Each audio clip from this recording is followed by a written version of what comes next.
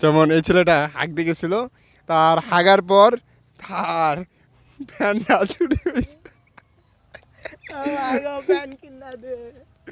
সে তাই এখন সে প্যান্ট ছাড়া ঘুরে, সে এখন ল্যাংটা। সে কিসের জন্য হাঁকতে গেছিল, এখন সে আমাদের বলছে যে ভাই আমার খুব হাঁকা ধরছিল।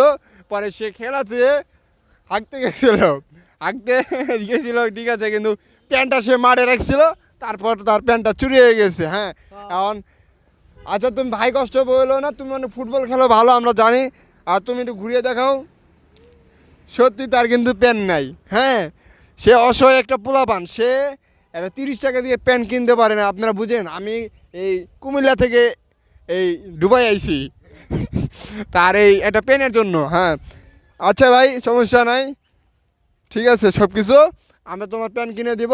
আর নিচে আমার নাম্বার আছে 012, এই নাম্বারে যে 1 টাকা পারেন 2 টাকা পারেন দিয়েন ভাই।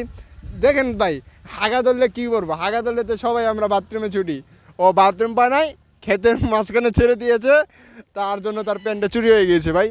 তার জন্য আপনারা দোয়া করবেন একটু, সে যেন মানে আপনারা একটু 1 টাকা 2 টাকা যা পারেন দিয়েন, সমস্যা নেই, তাকে আমরা একটা প্যান্ট কিনে দেবো, লগে একটা জাইঙ্গা ফ্রি।